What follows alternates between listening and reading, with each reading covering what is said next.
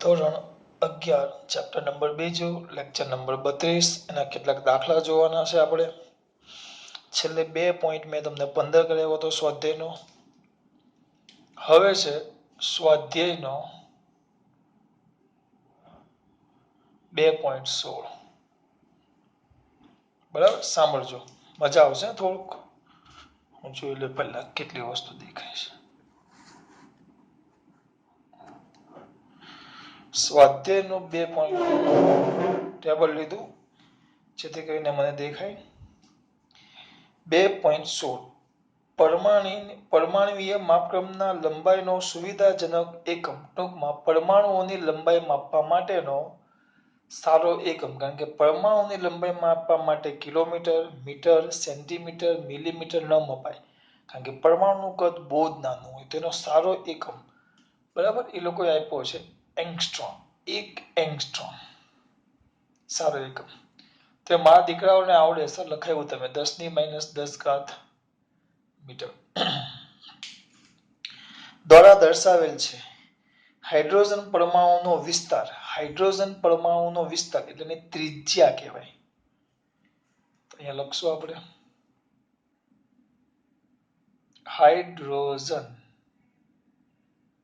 Hydrogen પરમાણુની ત્રિજ્યા R બરાબર 0.5 angstrom.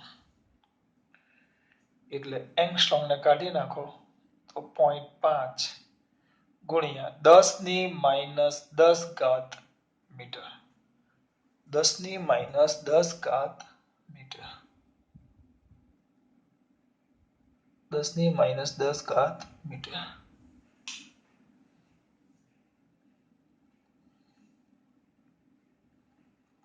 બરાબર છે. 10⁻- કેટલી બેટા? 10 મીટર. આગળ જોઈએ આપણે. મીટર છે તો 1 મોલ હાઇડ્રોજન પરમાણુઓનું આણ્વિક કદ શોધો. આ હાઇડ્રોજન પરમાણુની ત્રિજ્યા આપી છે. એક પરમાણુ. મને એક વસ્તુ કહો, હાઇડ્રોજન પરમાણુ, કોઈ પણ પરમાણુ આપણે મોટે ભાગે કેવા લઈએ છીએ? ગોળ. તમને હાઇડ્રોજન પરમાણુની ત્રિજ્યા આપીશ તો એનું કદ શોધતા આવડે. કદ એક પરમાણુનું 1 મોલ એટલે ખબર છે? 1 મોલ કેમિસ્ટ્રીમાં આવી ગયું. નો આવ્યું તો હું સમજાવું. 1 મોલ જેને એવોગેડ્રો અંક કહેવાય. તમારે વિજ્ઞાનમાં પણ આવી ગયું છે. 9મા કે 10મા મને શ્યોર નથી, પણ એવોગેડ્રો અંક આવતો. કેમિસ્ટ્રીના બીજા પહેલા બધા પાઠમાં આવે છે. પહેલા એવોગેડ્રો અંક એટલે એની કિંમત આવે 6.0. તમારે 22 આવતી હશે. અમુક વાર ફિઝિક્સમાં 23 આવે છે. 10⁻23 ઘાત સરખી, પણ 6.02 હોય, કેટલીક વાર 6.022 લખે, કેટલીક વાર 6.023 લખે. એમ જુદી જુદી કિંમતો આપે. હા, પણ 10⁻23 ફિક્સ. 10⁻23 એટલી સંખ્યા, એક સંખ્યા છે. 1 મોલ એટલે 6.02. આપણે 2 યાદ રાખો ને. જોઈ લઈએ આમાં કેટલું આપ્યું છે. આમાં 6.023. ફિઝિક્સમાં 23, કેમિસ્ટ્રીમાં 22, અમુક વાર ફિઝિક્સમાં પણ 6.02 આપશે દાખલામાં. એટલે ચિંતા નહીં કરવાની. જો ન આપેલી હોય તો 6.022 લખો કે 23 લખો, ચાલે. ફિઝિક્સમાં 23, કેમિસ્ટ્રીમાં 22, સર ગમે ચાલે, કોઈ ફરક. 6.0 પછી આવી જાય છે એટલે વાંધો ન આવે. ગુણ્યા 10⁻23 એટલી સંખ્યા થાય. હું એમ કહું 1 મોલ અણુ તો 6.023 ગુણ્યા 10⁻23 અણુ. હું એમ કહું 1 મોલ હાથી. બહુ વધી ગયા. 6.023 ગુણ્યા 10⁻23 હાથી. જેના આગળ મોલ લાગે, જેની પાછળ, અથવા 1 મોલ હાથી, 1 મોલ અણુ, 1 મોલ પરમાણુ, 1 મોલ ઇલેક્ટ્રોન. એટલે 1 મોલ એટલે એ વસ્તુ, એની સંખ્યા એટલી થાય. કેટલી? 6.023 ગુણ્યા 10⁻23. 6.10⁻23 ગુણ્યા 10 કેટલી ઘાત બેટા? 6.023 ગુણ્યા 10⁻23. એ ધ્યાન રાખજો. તો તમને 1 મોલ શબ્દ શું કીધું છે? 1 મોલ હાઇડ્રોજન પરમાણુનું આણ્વિક કદ શોધો. હાઇડ્રોજન પરમાણુનું કદ શોધવાનું કીધું છે. પાછું શેમાં કદ શોધવાનું કીધું છે? મીટર ક્યુબમાં. હાઇડ્રોજન પરમાણુઓનું કદ શોધવાનું કીધું છે. બરાબર? એટલે જો સમજો, બહુ મસ્ત દાખલો 2.16 17 બે સાથે જ આવશે. પહેલા 16 આ એક પરમાણુ, તો મને એક વસ્તુ કે ચલો એક હાઇડ્રોજન પરમાણુ કદ શોધીએ આપણે. એક હાઇડ્રોજન પરમાણુનું કદ, તો V is equal to 4/3. એ તો આપણને ખબર, ગોળ હોય પરમાણુ એટલે 4/3 પાઈ આર ક્યુબ. 4 ના 4 3 ના 3 પાઈ 3.14 આર ક્યુબ 0.5 ગુણ્યા 10 - 10 એનો ઘન. તો ગણન યંત્રની જરૂર પડશે. ગણન યંત્ર જે મારે તૂટી ગયું છે. ચાલો કરો. 4 × 3.14 × 0.5 × 0.5 × 0.5 3 વાર ભાગ્યા 3 કેટલા દીકરા?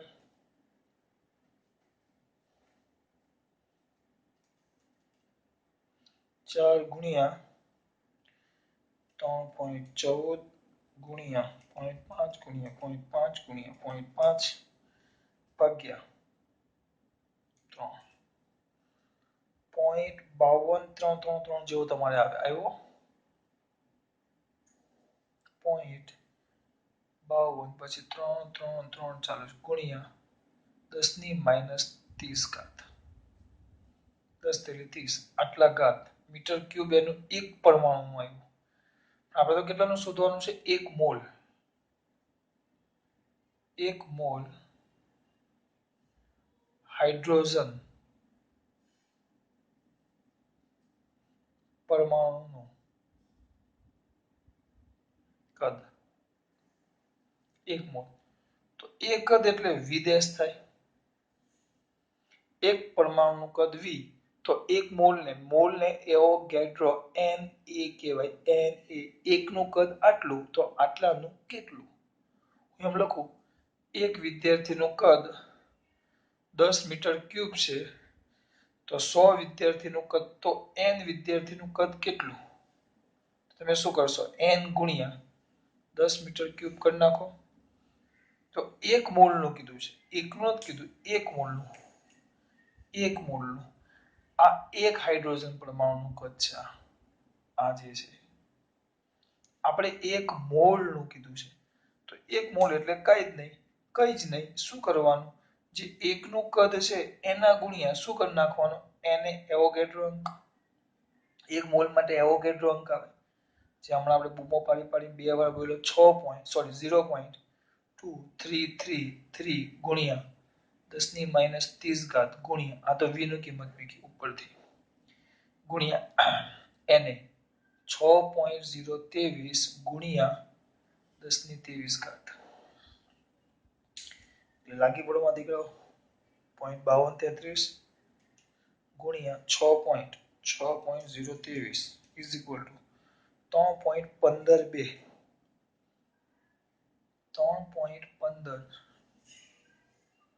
પછી 0 છે ગુણ્યા 10 - 30 ને 10 - 7 મીટર ક્યુબ. આ તમારો જવાબ. આ તો બહુ સિમ્પલ છે. સિમ્પલ જ છે ને ભાઈ. હવે અહીંયા ધ્યાન આપજો બેટા. આમાં થોડુંક હવે ધ્યાન આપજો. આ જે છે ને એમાં ખોટું નથી, પણ આમાં એક પરમાણુ અને સાથે સાથે તરત જ બીજા કેટલા બેટા? 1 મોલ કીધા છે. 1 મોલ એટલે તમને એ ખબર પડવી જોઈએ. 1 મોલ કીધા છે એનો મતલબ શું? 1 મોલ કીધા છે એનો મતલબ શું બેટા? એનો મતલબ એમ થાય કે આ જે પરમાણુ છે ને, જો આ એકનું શું કીધું? આ એકનું અહીંયા ગીચડામાં નથી લખવું, ઉપર લખું. ચલો અહીંયા ધ્યાન આપજો. હાઇડ્રોજન પરમાણુ લ્યો.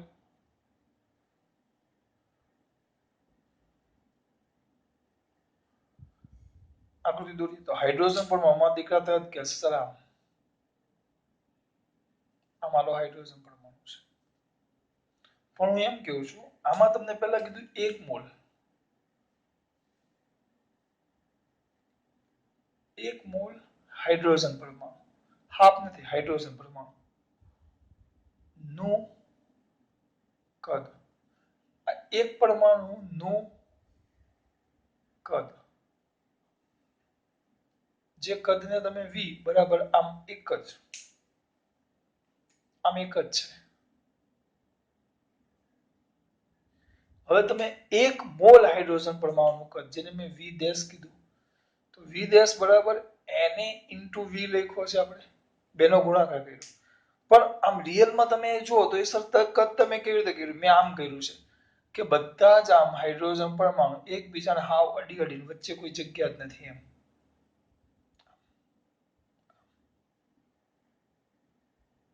આમ ગોઠવાયેલા છે.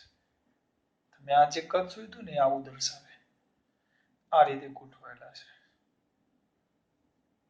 બધા ભેગા ભેગા હોય અને આ રીતે એનું કદ આપણે શોધેલું છે. વચ્ચે જગ્યા થોડી બની છે, જગ્યા બગ્યા ને આમ આ રીતે ગોઠવાયેલા હોય. અત્યારે તમે જે એક મોલનું કદ શોધ્યું છે એની વાત કરું છું. કારણ કે મેં શું કર્યું છે, એકનું ગુણ્યા આ રીતે. અત્યારે આ રીતે બધા એકબીજાની ખૂબ જ નજીક હોય ને એ રીતે આપણે ગોઠવેલા લઈ લીધા છે, કોઈ જગ્યા જ નથી.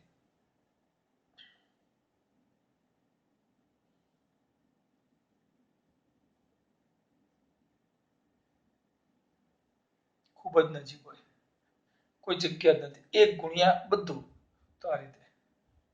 પણ હવે એ જ દાખલો તમે આગળ જુઓ ને તો સ્વાધ્યાયનો 2.17 આપ્યો છે. થોડાક આગળ વધો તો શું કીધું છે? એક મોલ આદર્શ વાયુ પ્રમાણભૂત તાપમાને અને દબાણે એનું કદ છે 22.4 લીટર. કદ 22.4 લીટર જગ્યા રોકે છે એક મોલ આદર્શ વાયુ. તો એક મોલ હાઇડ્રોજન વાયુ માટે મોલર કદ અને પરમાણ્વીય કદનો ગુણોત્તર શોધો. આ જે શોધ્યું ને આપણે, મોલર કદ અને પરમાણ્વીય કદનો ગુણોત્તર શોધો. મોલર કદ અને પરમાણ્વીય કદ. તો મોલર કદ અને પરમાણ્વીય કદ બે અલગ થાય. મોલર કદ અને પરમાણ્વીય કદ નો તમને ગુણોત્તર શોધવાનો કીધો છે. મોલર કદ અને પરમાણ્વીય કદનો શું શોધવાનો કીધો છે? ગુણોત્તર. હવે જો પહેલા અહીંયા તેને આપણે હાઇડ્રોજનને જ લઈ લઈએ. અંદર આપ્યું છે એક મોલ આદર્શ વાયુનું મોલર કદ, એક મોલ આદર્શ વાયુનું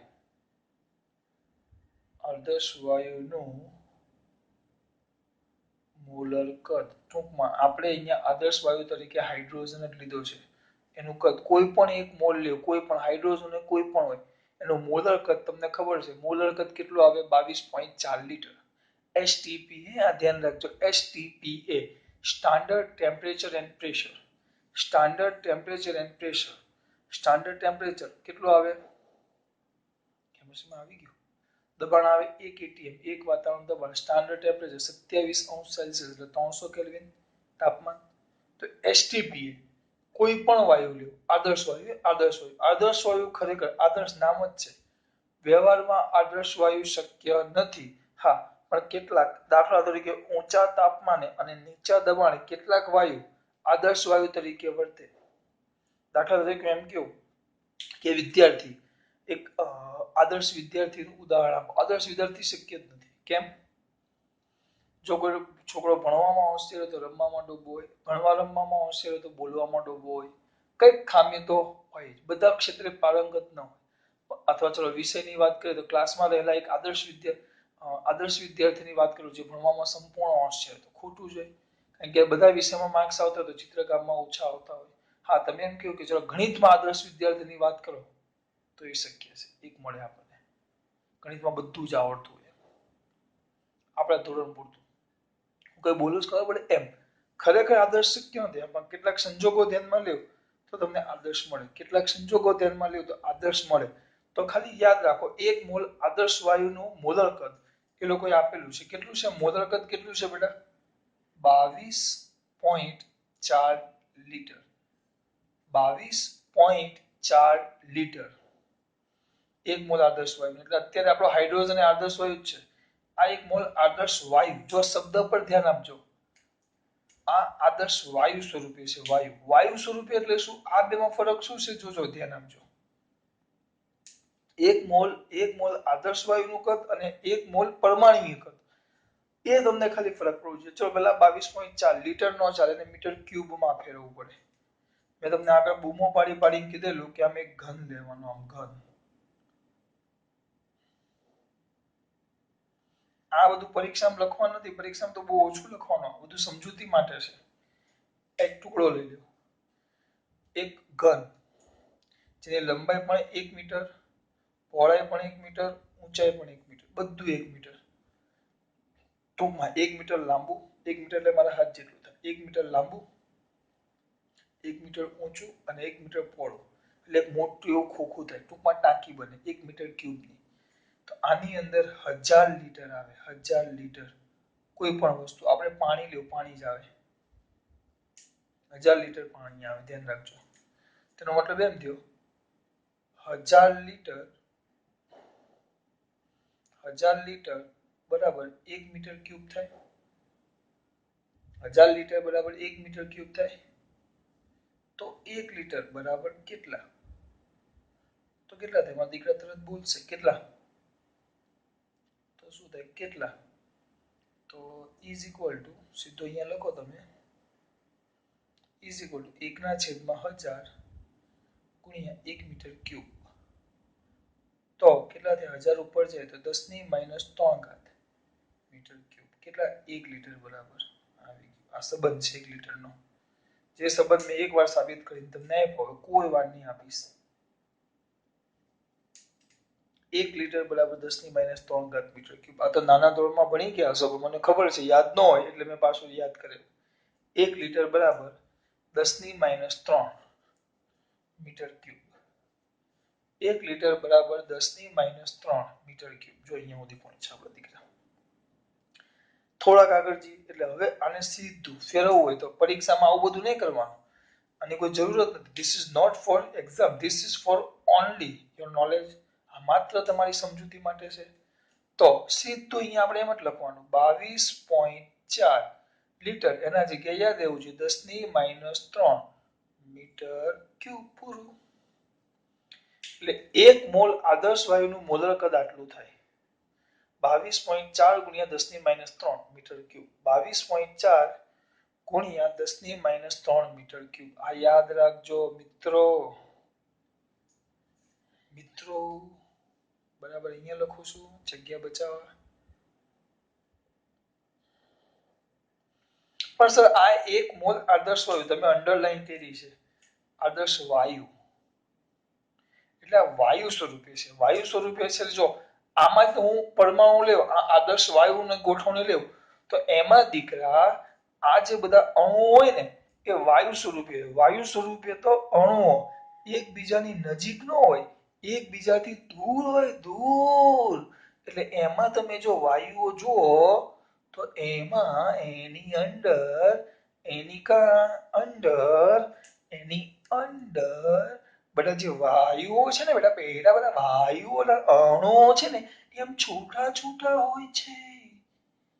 વાયુના અણુઓ કોઈ વાર ભેગા નહીં હોય, ખબર? છૂટા. આ વાયુ સ્વરૂપે અણુ હોય એટલે અણુઓ છૂટા હોય તો એ જગ્યા કેવી રોકે? વધારે. વાયુ સ્વરૂપે તો અણુઓ છૂટા,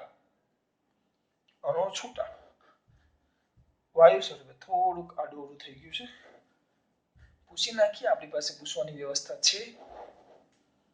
એ બાપુ કયા સ્વરૂપે દીકરા? વાયુ સ્વરૂપે. વાયુ સ્વરૂપે તો અણુઓ છૂટા. અણુઓ છૂટા છે ભાઈ, છૂટા છે. કોણ? અણુઓ. તો અણુઓ છૂટા હોય તો દીકરા બોલો, અણુઓ છૂટા તો કાંઈ નહીં, જગ્યા વધારે રોકે. જગ્યા વધુ રોકે તો કદ વધારે, એનું કદ વધુ થાય. જો આ કોઈ પૂછવાનું નથી, અમે આખો ભાગ છે ને વધારાનો લખ્યો છે આખો, પણ તમને ખબર પડવી જોઈએ વાયુ સ્વરૂપે કેવું ને એટલે આમ છૂટા હોય. જ્યારે તમને જે ચલો 1 મોલ આદર્શ વાયુનું મોલર કદ મળી ગયું અને આગળના દાખલામાં તમે કહ્યું એની સરખામણી કોની સાથે કરવાનું છે? પરમાણ્વીય કદનો ગુણોત્તર 1 મોલ હાઇડ્રોજન વાયુનો 1 મોલ આદર્શ વાયુનું મોલર કદ આપ્યું છે, બરાબર? તો અહીંયા ધ્યાન આપો. ચલો 1 મોલ હાઇડ્રોજન વાયુ નું મોલર કદ, તો એ આપણે શોધ્યું, એને આપણે V1 કહી દઈએ. તો 22.4 ગુણ્યા 10⁻³ મીટર ક્યુબ. એટલે વાયુ સ્વરૂપે છે હાઇડ્રોજન જે છે ને એ વાયુ સ્વરૂપે છે. This hydrogen is the condition of the air. સ્વરૂપ નથી આવડતું એટલે જેવું તેવું બાવા ઇંગ્લિશ બોલું છું. એ વાયુ સ્વરૂપે છે. વાયુ સ્વરૂપે એટલે સિમ્પલ વસ્તુ પાછી આકૃતિ દોરું છું. આમ તમે લેવ તો એની અંદર છે ને તો 1 મોલ હાઇડ્રોજનના બધા અણુ આમ છૂટે છૂટા છે. હાઇડ્રોજનના સોરી પરમાણુ આમ છૂટા છે આ રીતે. હાઇડ્રોજન વાયુનું મોલર કદ, વાયુનું મોલર કદ એટલે આ રીતે વાયુઓ 1 મોલ હાઇડ્રોજનના અણુઓ છૂટા હોય. 1 મોલ હાઇડ્રોજનના અણુ ટૂંકમાં હાઇડ્રોજન વાયુ સ્વરૂપે એટલે છૂટું હોય ત્યારે એનું કદ આટલું છે. અને પછી કીધું છે પરમાણ્વીય કદ. 1 મોલ હાઇડ્રોજન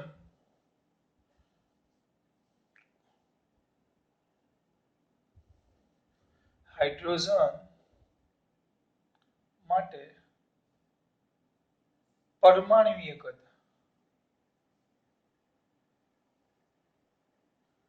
તમારા દીકરાઓ કે પરમાણ્વીય કદ એટલે સિમ્પલ. અને V2 કેવું? જે પરમાણ્વીય કદ જો વાયુ સ્વરૂપે આ અને આ એનું પરમાણુ સ્વરૂપે કદ. એટલે પરમાણ્વીય કદ ડાયરેક્ટ આપણે શોધેલું જ છે. આનો જવાબ આ 2.16 નો જવાબ એ આપણો જવાબ. એટલે આપણે આખું ગણવાનું, પણ આપણે અહીંયા ગણવાના નથી. આખું આપણે ગણવાનું પણ હું એ ગણવાનો નથી. તો V2 કેટલો છે? What is the V2? સીધો આનો તૈયાર જ છે. 3.15 2 ગુણ્યા 10⁻⁷ મીટર ક્યુબ. એટલે આમાં એ જ હાઇડ્રોજન પરમાણુ સ્વરૂપ એટલે આમ અણુ નજીક આમ. તમારા દીકરાઓ સિમ્પલ વસ્તુ મને કેવું, બંનેમાં 1 મોલ જ લેવાના, બંનેમાં 1 મોલ, આમાં 1 મોલ એટલે 6.023. બરાબર, સિમ્પલ વસ્તુ છે. 100 વિદ્યાર્થીને એકબીજાને હાવ અડીને ગોઠવી નાખો, હાવ અડીને, તો જગ્યા કેવી રોકે? ઓછી. 100 વિદ્યાર્થીને છૂટા રાખો તો જગ્યા કેવી રોકે? વધારે. તો એ જ વસ્તુ અહીંયા દર્શાવે કે 1 મોલ જો હાઇડ્રોજન વાયુનું મોલર કદ લેવામાં આવે વાયુ સ્વરૂપે તો અણુઓ છૂટા હોય તેનું કદ આવ્યું જો 22.4 ગુણ્યા 10⁻³ અહીંયા જુઓ -3 આવી. અહીંયા 1 મોલ હાઇડ્રોજન પરમાણુ માટે પરમાણ્વીય કદ એટલે બધાને આ અડીને તો અડીને નાખે તો સ્વાભાવિક છે આ જગ્યા કેવી રોકશે? ઓછી. ચલો એક આમાં ગણીએ આપણે કેટલા છે? 1 2 3 4 1 2 3 4 5 6 7 8 9 10 11 12 13 14 જણા ઉપર ગોઠવેલા છે, બરાબર? હવે એ 14 ને અહીંયા હું એકદમ અડીને ગોઠવું. 14 ને તો નાના છે. 1 2 3 4 5 6 7 8 9 10 11 12 13 14.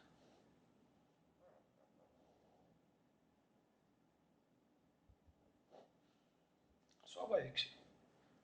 14 આ પરમાણ્વીય કદ એટલે એકદમ અડીને પરમાણુ હોય ને વાયુ સ્વરૂપે મોલર કદ એટલે આમ છૂટા હોય. વાયુ સ્વરૂપે વાયુના અણુ એકબીજાથી છૂટા હોય તો આ રીતે ગોઠવો તો સ્વાભાવિક છે કદ કેવું હોય? ઓછું. તો જો કદ એવું 10⁻⁷. એ ટૂંકમાં આ 7 એટલે નાનું કહેવાય, 10⁻³ એટલે વધારે કહેવાય. હું ખાલી તમને આ જ સમજાવું છું યાર. કેમ મોલર કદ વધુ થયું અને પરમાણ્વીય કદ નાનું થયું એ ખબર પડી? પહેલા છે હાઇડ્રોજન પરમાણુ જ, પણ વાયુ સ્વરૂપે કેવું છું? વાયુ સ્વરૂપે. તો વાયુ સ્વરૂપે તો કેવા હોય? છૂટા. અને એ જ 1 મોલર ને પછી પરમાણુ સ્વરૂપ એટલે ભેગા થઈ જાય. હા, હવે આ તો ભાઈ નાના છોકરાને ખબર પડે. હવે ખબર પડી? 10 જણાને બિંદાસ બેહાડો, સિમ્પલ વસ્તુ છે. સિમ્પલ વસ્તુને બેટા હવે આના કરતા વધુ ન હોય.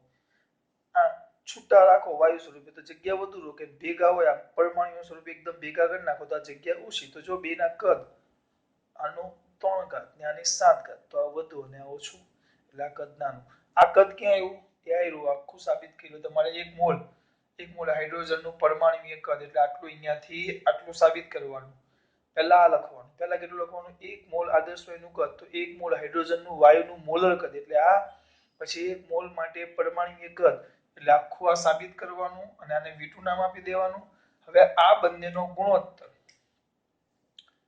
તો V1/V2, તો V1/V2 તો કેટલું થશે? 22.4 ગુણ્યા 10⁻³ છેદમાં 3.152 ગુણ્યા 10⁻⁷. તો વ્યવસ્થિત લેશો કેટલા છે? 22.4 ભાગ્યા 3.152 તો 0.76 22 ભાગ્યા થોડું એમ થાય. 22.4 ભાગ્યા 3.152 7.1 આવ્યું 10 એટલે 11 જેવું થાય. 7.11 ગુણ્યા 10 ની ઉપર જાય તો 4 ઘાત, એટલે એનો મતલબ ખબર પડી? 4 ઘાત એટલે 10,000 થાય. 7 એટલે 10⁵ ગણું થાય. V1 એટલે મોલર હાઇડ્રોજન વાયુનું કદ, વાયુ સ્વરૂપે કદ. બરાબર? આને એક કામ કરીએ, એપ્રોક્સિમેટલી હું 10 લઈ લઉં છું. 10 ગુણ્યા 10⁴ તો 10⁵ થયું. તો V1 is equal to 10⁵ V2.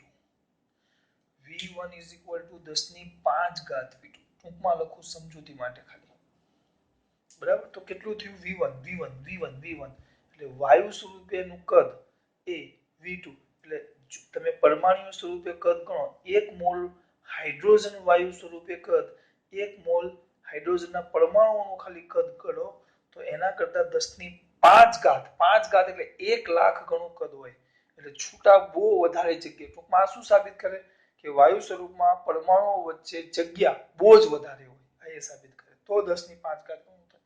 જો ઓછી જગ્યા હોય તો એટલો બધો ફરક પડે નહીં. એવો આપણે ઘનમાં દાખલો આવશે આગળ. ઘનમાં એક દાખલો આવશે. આ વાયુમાં છે ને એટલે આ કિંમત વધારે આવી. ઘનમાં કિંમત ઓછી આવશે. કેમ? કારણ કે ઘનમાં ઓલરેડી નજીક જ હોય, અણુ નજીક જ હોય. આ રીતે આ વાયુ છે એટલે છૂટા બતાવે. એ દાખલામાં મેં શું કર્યું ખબર પડી મારા દીકરાઓને? જો એવું લખ્યું છે, આ ગુણોત્તર ઘણો જ મોટો છે કારણ કે વાયુના આંતર પરમાણુઓ વચ્ચેનું અંતર હાઇડ્રોજન અણુની સરખામણીમાં ઘણું જ વધારે હોય છે. વાયુમાં અણુઓ છૂટા હોય. ટૂંકમાં એ કહેવા માંગે. શું આ પરથી કહી શકાય કે વાયુ સ્વરૂપમાં અણુઓ વચ્ચેની જગ્યા એ પરમાણુઓ સ્વરૂપમાં અણુઓને એટલે આંતર પરમાણુ અંતર એ કેવું હોય બેટા? વધારે. આ વધારે છૂટા હોય. હું ક્યારનો એ તો અડધો કલાકનો સમજાવું. આ કાઢી નાખો, આ લખીને સીધું આ લખો અને V2 એટલે આના માટે આ બધું સાબિત કરવાનું ને આટલું આખું. અહીંયા સુધી પહોંચે, અહીંયા સુધી પહોંચ્યા પછી બેનો ગુણોત્તર. તો આ શું દર્શાવે કે વાયુ સ્વરૂપે અણુઓ છૂટા હોય એનું કદ એ પરમાણુય કદ કરતા 1 મોલ હાઇડ્રોજન પરમાણુના કદ કરતા મોટું નહીં, બહુ મોટું છે. 10⁵ ગણું. એટલે વાયુમાં 1 મોલ વાયુ સ્વરૂપમાં અણુઓ બહુ જ દૂર છે. એ વસ્તુ હું તમને ક્યારનો એક જ વસ્તુ સમજાવું છું. નકર દાખલો ગોખવો હોય તો 2 મિનિટનું કામ. 1 મોલ 22.4 ગુણ્યા 10⁻³ ને આ જવાબ આવ્યો હોય બેનો ગુણોત્તર. પણ ગુણોત્તર નહીં, મીનિંગ સમજો. મીનિંગ 100 વિદ્યાર્થી છૂટા અને 100 વિદ્યાર્થી ભેગા. ખાલી 100 વિદ્યાર્થીનું કદ અને 100 વિદ્યાર્થી મેદાનમાં રમતા હોય ત્યારે કદ. તો આ સુધી મેદાનમાં રમતા હોય ત્યારે કદ, તો એ વધારે જગ્યા રોકે. અને ખાલી 100 વિદ્યાર્થીનું કદ, તો એ હાવ ભેગા જ ગણી લેવાના. તો ક્યારે વધુ કદ હોય? રમતા હોય ત્યારે વધારે કદ હોય કે ભેગા હોય ત્યારે? એક ક્લાસમાં 100 વિદ્યાર્થીને બેસાડેલા હોય ત્યારે એનું વધારે જગ્યા રોકે કે મેદાનમાં રમતા હોય ત્યારે? તો આ બેસાડેલા છે એમ સમજો. પણ આ ખાલી 100 વિદ્યાર્થીનું કદ થયું. અને આ 100 વિદ્યાર્થી રમતા હોય એમ એટલે વાયુ સ્વરૂપમાં છૂટા હોય. રમતા એટલે છૂટા. તો સ્વાભાવિક છે રમતા હોય ત્યારે કદ વધારે હોય. આ એ સાબિત કર્યું આપણે. એટલે કે વાયુ સ્વરૂપમાં એનું કદ એના ખાલી કદ કરતા 1 મોલ એટલે 100 વિદ્યાર્થીના કદ કરતા વધારે, પણ આપણે અહીંયા 1 મોલ શબ્દ વાપરીએ છીએ. 1 મોલ હાઇડ્રોજન પરમાણુનું કદ, હાઇડ્રોજન પરમાણુનું ખાલી કદ કહે તો આ, પણ 1 મોલ હાઇડ્રોજન પરમાણુનું વાયુ સ્વરૂપે કદ કહે તો આ. 1 મોલ હાઇડ્રોજન પરમાણુ કદ કહેવાય. ખાલી પરમાણુઓનું કદ, ખાલી પરમાણુનું કદ, વચ્ચે કોઈ જગ્યા નહીં. અને આમાં 1 મોલ હાઇડ્રોજન પરમાણુનું વાયુ સ્વરૂપે કદ એટલે છૂટા હોય ત્યારે 100 વિદ્યાર્થીઓનું કદ અને 100 વિદ્યાર્થી મેદાનમાં રમતા હોય ત્યારે કદ, એટલે બે વસ્તુ આમ થાય. એક જ વસ્તુ ત્રીજી, ચોથી, પાંચમી, છઠ્ઠી વાર બોલ્યો. હવે દાખલામાં કઈ જ લેવાનું નથી. દાખલો બહુ જ સિમ્પલ છે. સિમ્પલ નહીં બેટા, બહુ જ સિમ્પલ. ચલો આમાં ખબર પડી? હા કે ના? સિમ્પલ બહુ થઈ ગયો તમારે. ચલો હવે આને ભૂસી નાખીએ.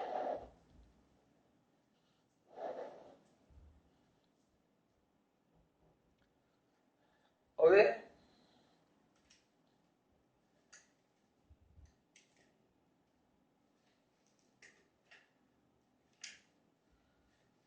એવો જ એક દાખલો છે.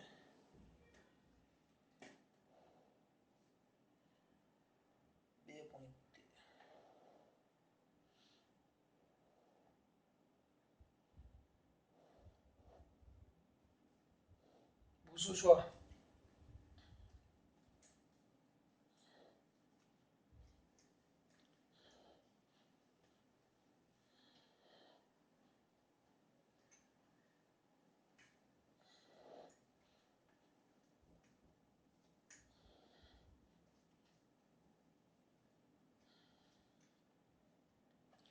બત્રીસ માં જ છે.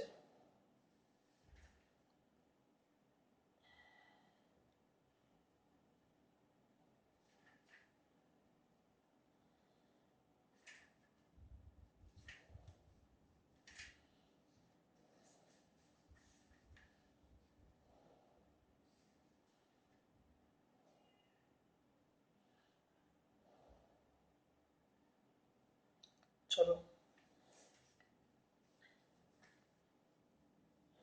ક્યાં ગયું? હવે 2.18 છે. સ્વાધ્યાયનો થોડોક નાનો દાખલો છે. ખાલી આમ વાક્ય રચના જેવું છે. સ્વાધ્યાયનો 2.18 એટલે વાર્તા ટાઈપ છે. એટલે આપણે 16, 17 જોયું, હવે 18. નીચેનું સામાન્ય અવલોકન સ્પષ્ટપણે સમજાવો. ઝડપથી ગતિ કરતી એક ટ્રેનની બારીમાંથી તમે બહાર જુઓ છો તો નજીકના ઝાડ, મકાનો વગેરે ટ્રેનની ગતિની વિરુદ્ધ દિશામાં ગતિ કરતા દેખાય છે, પરંતુ દૂરના પદાર્થો સ્થિર દેખાય છે. ગતિ કરતી રહ્યા હોવા છતાં અંગે સમાન હોવાથી આ દૂરના પદાર્થો તમારી સાથે ગતિ કરતા જણાય સ્થિર દેખાય છે. સ્થિર દેખાય છે. કેમ આવું થાય? હકીકતમાં તમે ગતિ કરી રહ્યા હોવા અંગે સભાન છો, તમને ખબર છે. તેમ છતાં દૂરના પદાર્થો તમને કેમ સ્થિર દેખાય છે તમને કીધું છે. નજીકની વસ્તુ તમે જુઓ, સિમ્પલ વસ્તુ છે. તમે બસમાં બેઠા હો, અહીંયા ચલો બસ ને અહીંયા હું ઊભો છું અને હું દોડતો દોડતો ગતિ કરું આમ, તો અહીંયા ઝાડ છે. આ રોડના બીજા કિનારે આ ઝાડ છે, બીજું ઝાડ છે,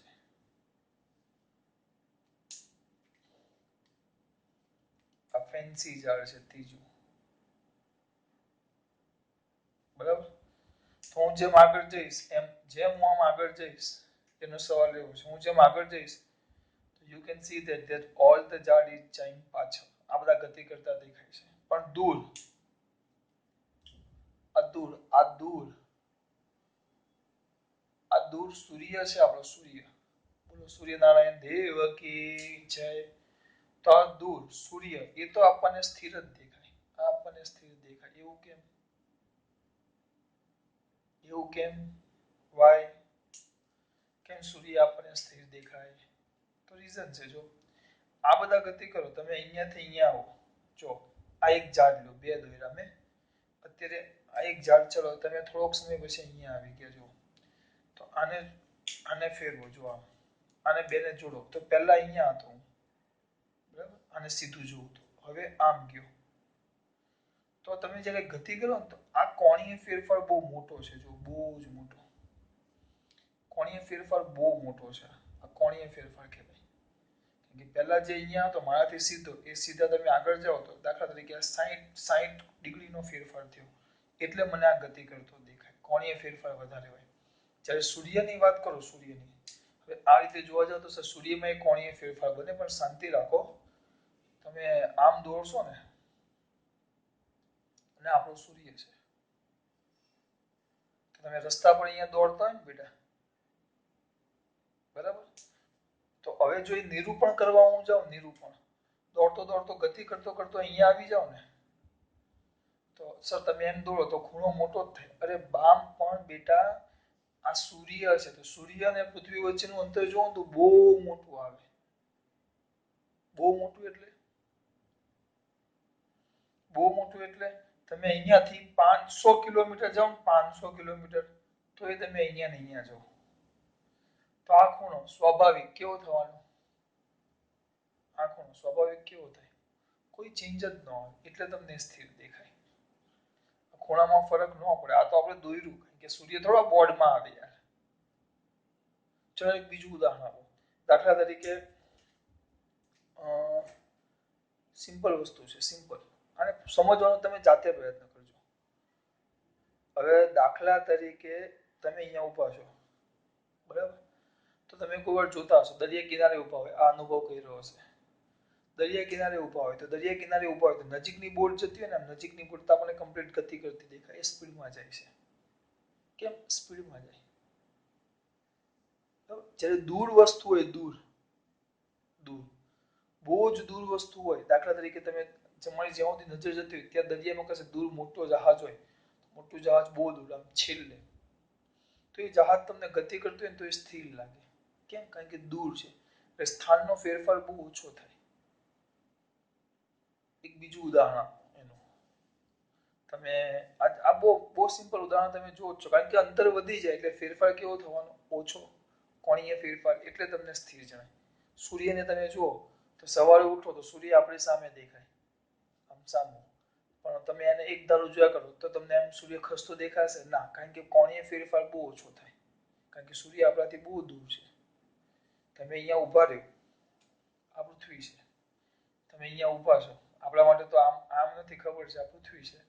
તમે અહીંયા ઊભા રહ્યો, તમે અહીંયા સૂર્યને જુઓ, આ સૂર્ય છે, કાળો પડી ગયો સૂર્ય, તો આપણને સ્થિર જ દેખાય. ઘણો સમય પછી સૂર્ય અહીંયા ઉપર આવે તો આપણને ગતિ બહુ ઓછી દેખાય. 3-4 કલાક અવલોકન કરો તો આમ ગતિ કરતો કરતો ધીમે ધીમે દેખાય. કેમ? બહુ સમય આપણને સ્થિર જેવો જ લાગે આમ તો, કારણ કે તમે જે સમય માટે જુઓ છો એ સમયમાં એના કોણીય સ્થાનમાં કોઈ ફરક પડતો નથી. એટલે આ કોણીય સ્થાનમાં ફેરફાર મેન છે. જો આ કોણીય સ્થાનમાં ઝડપથી ફેરફાર થાય તો પદાર્થ વધુ ગતિ કરતો દેખાય. આમાં ફેરફાર ઓછો થતો એ સમય સાથે તો પદાર્થ આપણને કેવો દેખાય? સ્થિર. એટલે સૂર્ય અથવા ચંદ્ર સાથે એ ફેરફાર બહુ જ ઓછો હોય એટલે આપણને સ્થિર દેખાય. બસ આટલું ખાલી સમજાયું, નકર આમાં વિધાન જ છે. એ તમે પીડીએફ આપી છે એમાં જોઈ લો. ખાસ વાત. જય શ્રી